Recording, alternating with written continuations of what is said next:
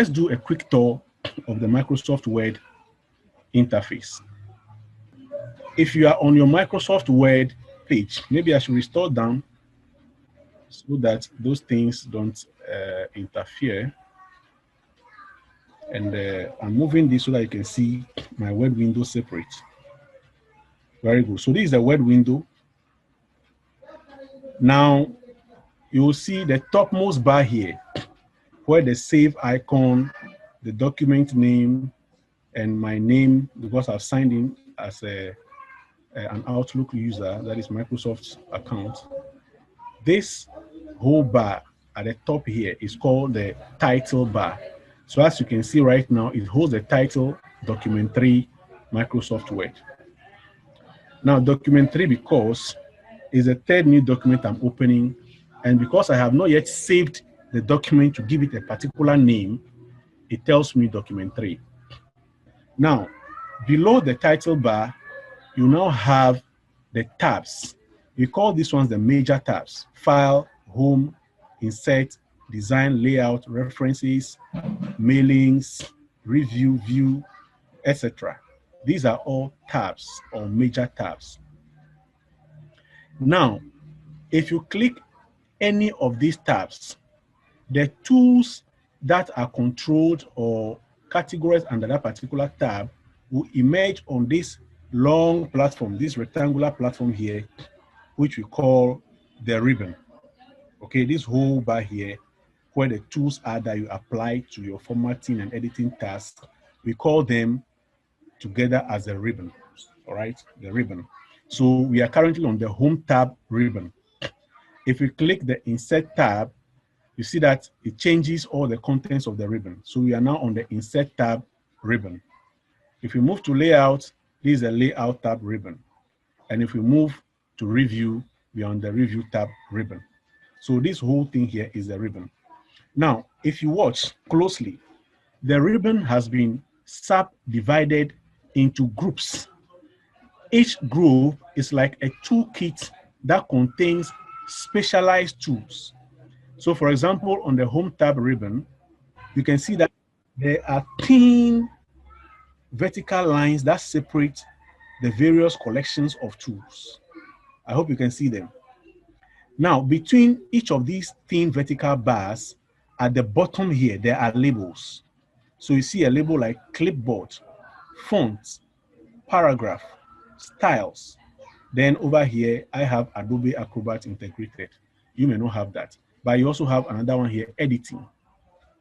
Now, these labels at the bottom here that demarcate the ribbon by categorizing the specialized tools that we have to do, use to do our editing and formatting tasks are what you call the groups. Okay, so remember we have the major tab and then we have the group. So on the Home tab ribbon, for example, you have a major tab, Home, which opens its ribbon. Then on that Home tab ribbon, you have groups such as clipboard group, font group, paragraph group, styles group, and editing group. Can you see it? All right. Now, the reason for taking you through this is that I'll be giving instructions. And when I mention the things like, I tell you, for example, go to the Insert tab ribbon and from the Pages group, click on this. Then I hope you know exactly what I'm referring to. Anytime you hear me mention group, it means I'm talking about the bottom labels here on the ribbon. And when you hear me mention tab, it means I'm talking about the major tabs at the top here, the Home, Design, Layout, and all of that, right? Okay, so that is briefly about the header of our Microsoft Word. Let's now come down to the bottom. Right down here, you have a thin bar, very thin bar that ends the Microsoft Word window. The whole of this bar is called the status bar. The status bar actually tells you your current activity in Word. So right now it's telling us that we are not doing anything. We are just on the page. There's no word that we have typed, nothing. And it is true. You can see as I click here, the cursor is just there. Nothing, not a single word, not even a letter, okay? But on the right end here, you see the display options. the display options. Currently, we are in the print layout. The print layout is the normal layout that we see when we are typing our work. But I need to show you the differences because sometimes you may accidentally click on another layout and you see that your screen changes, then you are confused. So for example, the first layout here is a read mode. So if I click the read mode, see how my screen changes. So in case you are typing and then suddenly you realize that your screen has just changed and you don't seem to understand anything at all that is going on. Now you can see an arrow to the left here, an arrow to the right here, and then your whole document doesn't seem to be what you were using, as if somebody came and tampered with it. No, it is just that you changed to the read mode. You know, in reading mode, we go next, as if you are flipping pages. So it has turned it this way so that you can flip your pages. Then there's also a web layout, okay? The web layout is the last one. That one will make your Microsoft Word display full content, very long page, like how a web page is usually displayed. When that also happens, there's nothing wrong. It's nothing strange.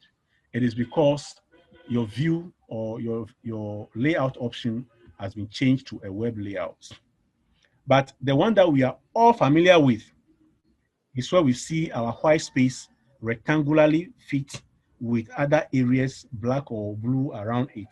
So we'll go back to that which we call the print layout. So once we click on print layout, we are back to the normal view of Microsoft Word. That is about Microsoft Word status bar and the view options. But before I leave the status bar, you see that last bar, it is called the zoom slider. Okay, the zoom slider. Automatically, when you open your Microsoft Word, it is supposed to be at 100%. 100% means this is the actual dimensions of a paper. And I think I'm using A4 currently, which is about 24 by 29.7 centimeters. All right. So it is in a portrait orientation. But perhaps if I want you to see my screen better, I can increase the zoom level. Okay.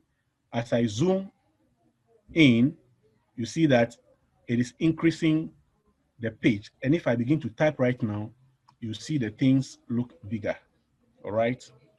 The same way I can zoom out, all right, to make it smaller. Okay, like that.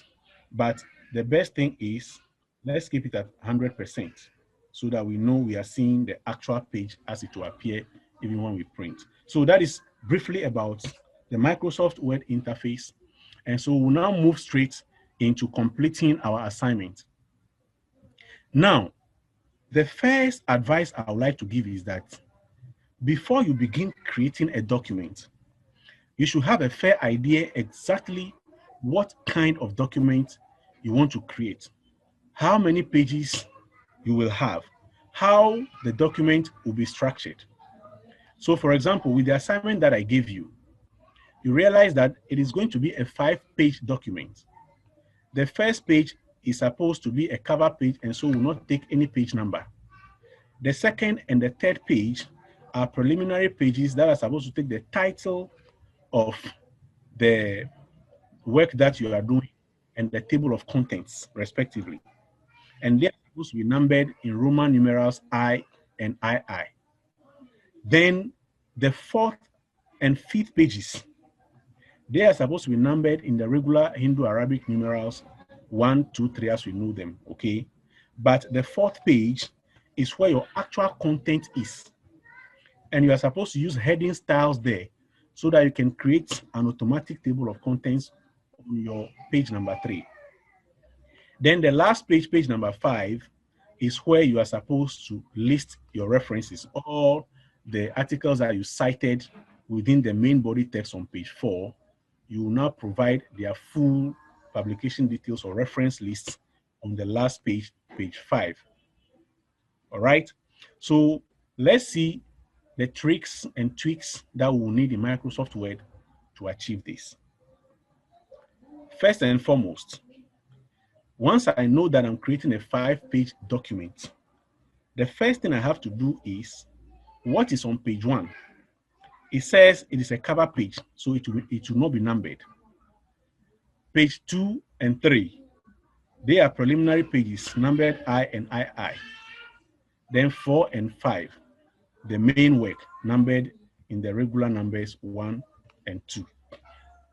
Now, to achieve this mixed pagination, what I have to do is that I have to break my Word document into various sections. All right, into various sections. So let us start.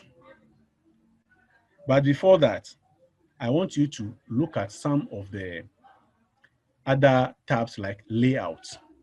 Okay, on the layout tab, that is where you orient and also set margins for your Microsoft Word document. Okay, so I click on my layout tab. On my layout tab, you can see margins in the page setup group, paragraph group, and arrange group. There are various things to be done there. So you can see the first thing here is margins.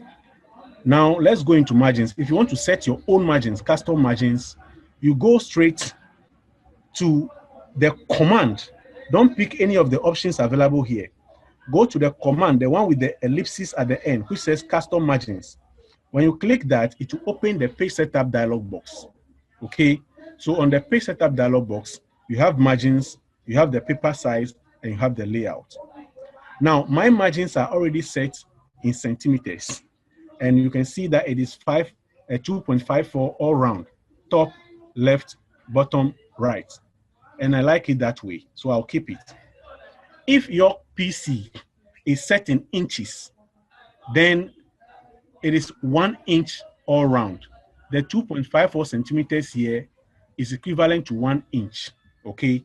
So if your PC is set up in inches, then just do it 1 inch all round. That will be equal to the 2.54 centimeters. Then you can see there's orientation. And there are two main orientations. There's portrait and there's landscape, all right? So on the portrait, the preview says that the page is standing on its shorter edge, so it looks taller. That is portrait. It is standing on its shorter edge, and so it looks taller. That is portrait orientation.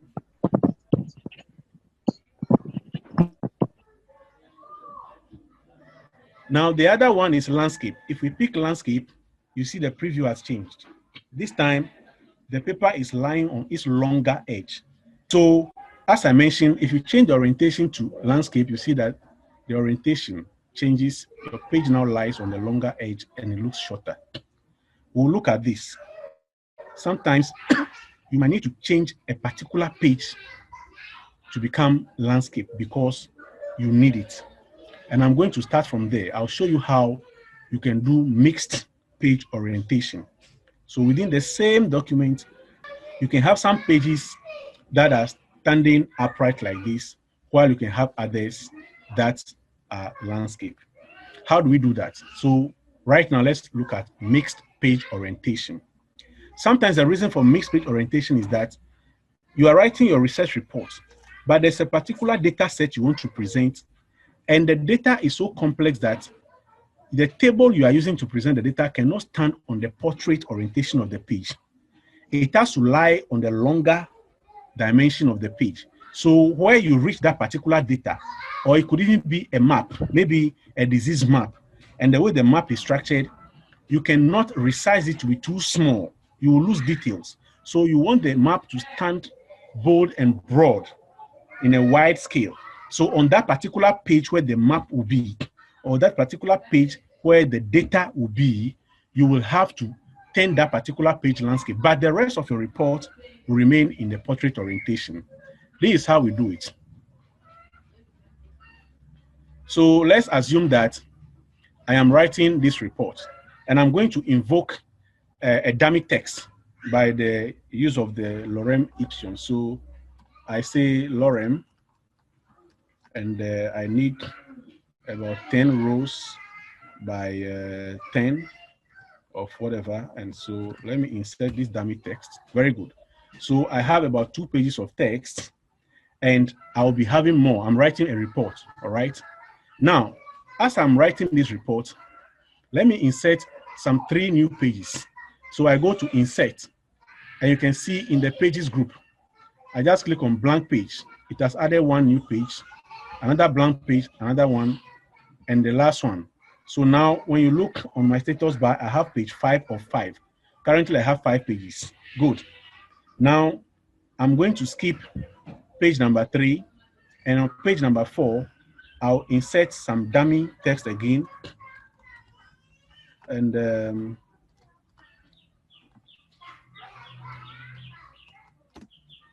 good. So my pages 4 and 5 are also filled with, oh, it's only page 4. It doesn't read page 5. Okay, no problem. Good. Oh, okay, sorry. It has rather created page 6. I don't need page 6. So I'll simply have to backspace. Okay, I'm back on page 5. So it's now 5 of 5. So I have a 5-page document, right? Now on page number 3, which is the middle, the center of all these, I need to place a data set that is so wide, I need to turn this particular page landscape while the rest remain portrait. So let me insert my table. Maybe I have an 8 by 8, or this is a 10 by 8 table. Very good.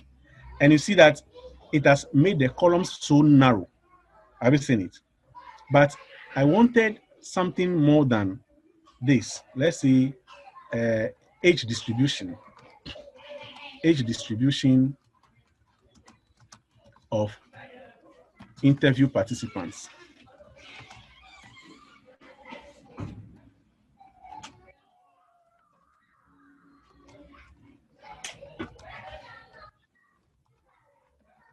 All right.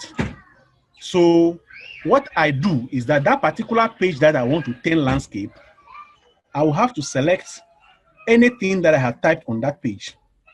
Like you have seen me done right now. I've selected both the title of the table and the table itself. Then I go back to layout, to the very place where we saw the margins, okay? So when I go back to the layout, this time I am going to change the orientation, not the margins, all right? So this is my layout tab, and I go under margins, and I go straight to custom margins. Then I select the orientation for landscape. Now, after the preview, you see it's asking me apply to, and by default, it picks whole document. But all of us know I'm typing a research report.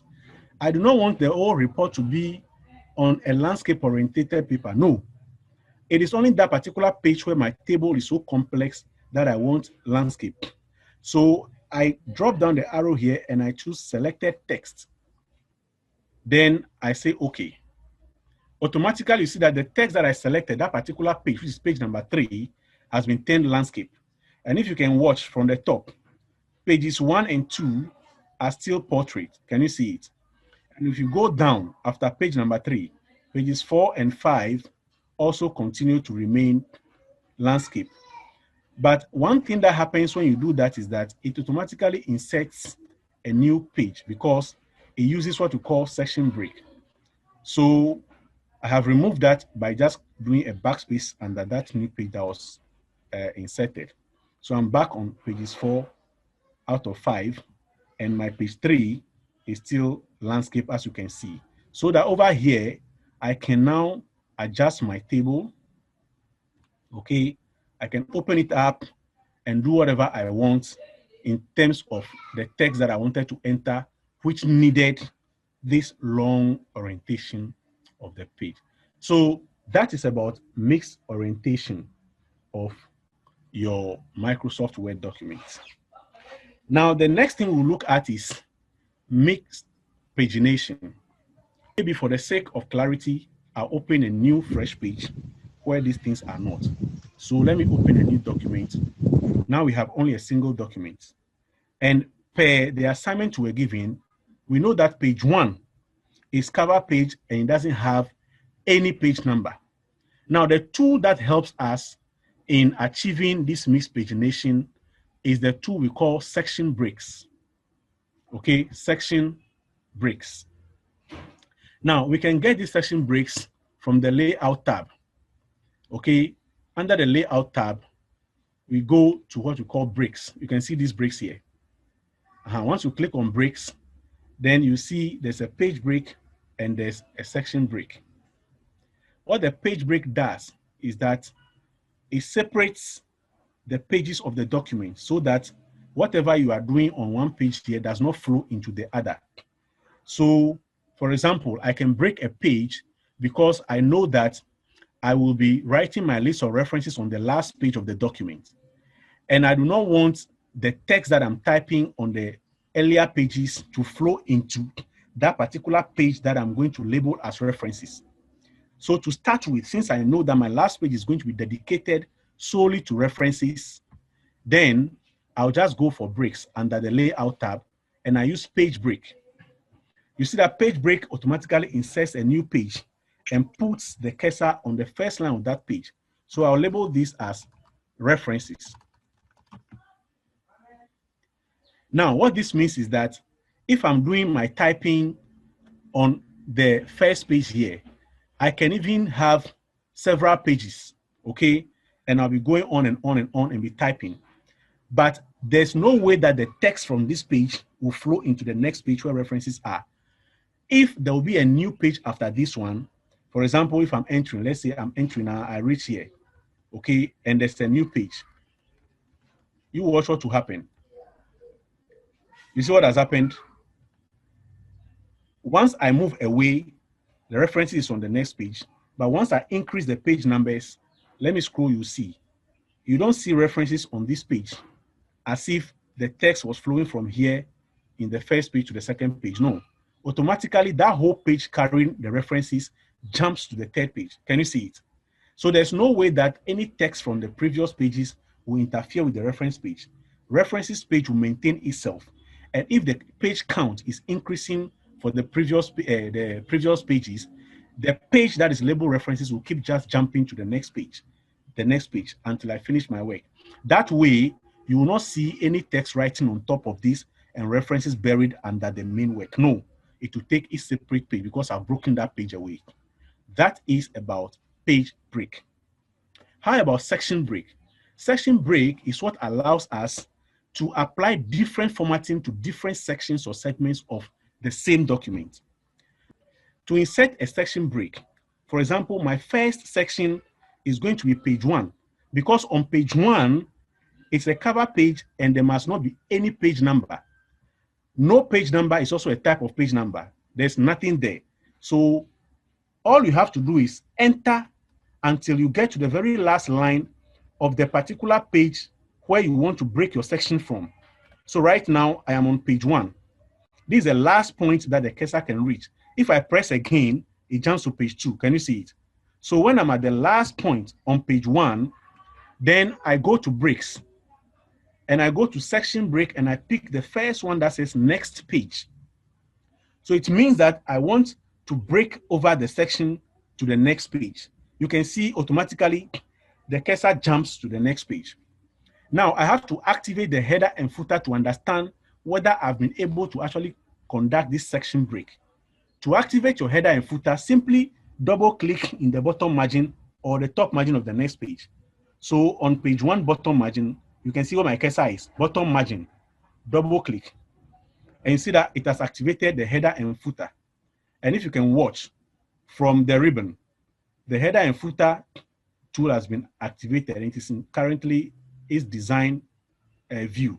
You can close it from here or simply double click in the main work area outside of the bottom margin so that it will be dismissed. Now, if you watch, it tells me I have footer of section 1 and header of section 2. Excellent. So it means I've successfully broken this document into 2 sections. That means page 1 constitutes 1 section, but page 2 up to page 4 is the same section. Now I know that pages 2 and 3 are not supposed to be the same section because they are not supposed to be different sections, okay? They are carrying I and II. So they are together, pages 2 and 3. So I include them together as one section, which is section 2. So I move straight to page number 4. Okay. Currently it is, sorry, I move to the end of page number 3. Very good. I must be at the end of page number 3. So I move down, down until where it jumps to page 4, and I go back. So I know I am on page number 3, right? And this page number 3 is the end of section 2, where I have the Roman numerals I and II. But I am going to insert a page break here so that the section 3 will be the main body that I can use the actual regular numbering 1, 2, 3. So at the end of the next session, which is the end of the 2 pages after the page 1, that's page 3, bottom, I go again to layout tab, to breaks, and to section break, and I say next page. Once I do that, you see that it creates a new page. The reason is that that page 4 was already broken. It's not part of the main document. So you see that since I say I want a section on the next page, it introduced a new page, and my page 4 that was originally page 4 dedicated to references jumps to page 5, and that makes it excellent. So right now, if I activate the footer or the header on page 4, so I activate header on page 4, you now see the footer of page 3 says footer section 2, and then on page 4 it says header section 3. Excellent. So now I have 3 different sections of my document. Now let's go down to the page that we broke and see whether it is also in the same section. Yes, that is excellent. It's supposed to be section 3 because that is the last page, and it's going to take the normal regular 1, 2, 3.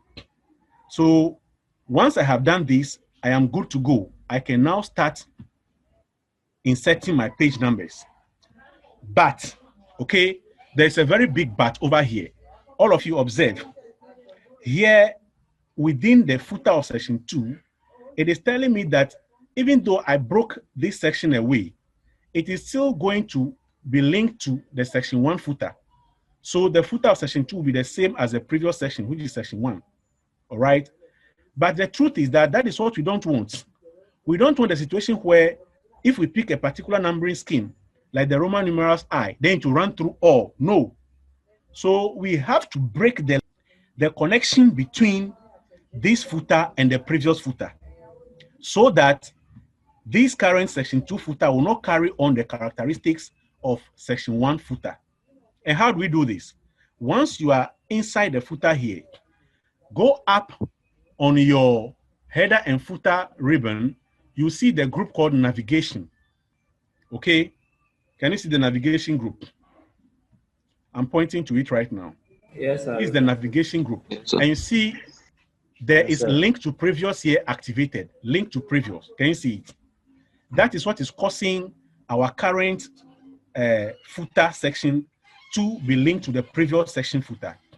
So all we have to do is just click on it while we are still under section 2 footer, go and click to deactivate this. And you see that immediately that label is gone. So section 2 footer is no longer same as the previous section. Then let's go down and do the same thing for section 3 footer. This is footer section 3. And it is also same as previous, which means that if we go and do the Roman numeral numbering for section 2, and we do not break the link between the section 2 and the section 3 footer, then the same III numbering will continue on the section 3 footer, which we don't want. So as we are here with our cursor in section 3 footer, we simply have to go up to the navigation group again. And then in the navigation group on the header and footer, we simply click to break the link, which is linked to previous. So now you can see that label says same as previous is broken again. So when you go down, section 3 is no longer same as previous. But the header, we didn't touch the header. So as for the headers, they are same as previous. So for example, if you put anything here in the header, like let's say an index number. So let's say UHAS 2019 503. Let's say that is your index number. If you put it in any of the headers, you realize that it will run through all the headers because we did not break the link between the headers. So that UHAS number will run through all the headers. All right. Now let's start our page numbering. We are going to number our pages in the footer, right? And page number 1 is not numbered, so we forget about it. It is our cover page. It is page number 2 and 3, which form section 2 that are supposed to be numbered Roman numerals. So all that we do is, while we are in the section footer, the moment you activate the header and footer by double clicking in either the top margin or the bottom margin, you realize that the header and footer ribbon that is activated already has a header and footer group. Then it has insert group. Then it has navigation group, options group, position group. And then you can close the header and footer here. Can you see it? Now, in the header and footer group, you have page number. So simply click on page number here, and you can see it is asking you where exactly do you want to place the page number. Since you want it in the footer, you select bottom. Now, if you select bottom, there are various numbering styles. Plain number 1, plain number 2, plain number 3, and so forth. You can scroll. There are several of them. Let's pick plain number 2, for example. So once you pick plain number 2, you see that the 2 is inserted there. But don't worry about it. The reason why this 2 is inserted is because it has seen that there was a page 1 before we are inserting, even though we didn't insert any number here because that footer has no link to this current footer. And if you go to page number 3, you see that it's also labeled 3. But because it constitutes one section, the other third section is also not numbered. Don't worry at all about this numbering that has happened here. We are still in that footer section 2. We are now supposed to change the number format and also indicate to Word where to start numbering from. Word is trying to be intelligent, trying to tell us that it knows that this is the second page. Yes, we know Word knows the second page. But the fact is, we want to make it our page number 1 because page 1 is not supposed to be numbered. So go back to the page number in the header and footer group, and then go down to format page numbers. Format page numbers. If you click on it, it opens the page number format dialog box. And you can see that the default numbering scheme is the regular 1, 2, 3. But we know this section is supposed to be I, and so we simply drop the arrow here and change the numbering style or format to the Roman numerals. That is all. But when you come down here, it says page numbering. Continue from previous page. You see that is what is checked. That is why it started numbering from 2, because it realized there was a previous page that was not numbered. So we say, no, don't continue. We want you to start afresh. So you see that once you check on the start at, it automatically brought the I itself. You just say, okay, that's all. So now your page number is Roman numeral I for the first page of section 2. If you go back to section 1, you see there's no page number there. And when you go down to the second page of section 2, it is Roman numerals II. And when you move to section number 3, there's no page number. So we are now coming to number section 3 footer. It's the same process, but this time we are going to maintain the regular 1, 2, 3 number format. So we go to page number, we pick bottom of page, and then we pick plain number 2. As we insert, you see that it goes to start numbering at 3 because it saw I and II. So it feels that this one should be 3. No, we want this one to start numbering at 1. So the only thing we change here is when we go back to the page number and we go to format page numbers and we open the page number format dialog box, we know that we want to maintain this regular 1, 2, 3 number format. So that is not the problem. The problem is where it decided to continue numbering from the previous section. No, we don't want that. We want it to start afresh on this current section. So you see that as we check start at, it automatically brought the regular number 1, and we just say okay. So now on page number 4, our page number is 1. And when we scroll to page number 5, which is the same section as this particular one, it is page number 2. So yes, over here on the status bar, we have 5 pages, and it is page 5 of 5 that we are currently on. But that page 5 is actually numbered page 2. This is how you can do mixed pagination in your research report or any other assignment that you are doing. And it is very easy. So you maintain the same document. First page is your cover page, you don't number it. The first few pages that are preliminary, that contain your abstract or whatever it is, table of contents, you leave it in Roman numerals III. Then the main work, where you have your actual chapters or discussion, you number it with the regular 1, 2, 3, including your references page. This is how simple it is when you go by the method of section breaks. I hope you have enjoyed this, and I don't really want to exhaust all your 30 minutes because I understand that there's also a communicative skills class at 10:30. All right. So it is 5 minutes after 10 right now, and I am done. I hope you have learned some new skills in Microsoft Word, particularly which is related to the work that you do on a daily basis, the reports that you'll be writing, the assignments that you'll be writing, and of course, the group assignment that I gave you, and that you'll be able to do the mixed pagination. And whenever that you need to mix your page orientation also, you'll be able to do that very easily. But don't worry, I'm always available to consult. If you have any problem at all with your technologies, your PC, use of a particular software, whatever, you can just contact me. If I have the knowledge, I'll help you through. If I don't immediately, I'll still do a research and get back to you, or I'll direct you to the next available expert that can help you. Thank you very much for staying on up to this point. And God bless your participation. I can now have questions, maybe for another 5 minutes, and then we can close. All right, so if there are no more questions, then I would like you to take a rest because you are having communicative skills at 12 o'clock, as your course rep has said. And then at 3 o'clock, we'll begin, but I'll share the links to the next 2 sessions with your course reps as well. Okay. So that you'll be notified. And that one is Mendeley. So those of you who already have Mendeley, fine, just be looking through and see what kind of difficulties you came across that you want to ask questions about. Those who have not used it at all before, then just go to mendeley.com. Okay, go to mendeley.com and get yourself registered.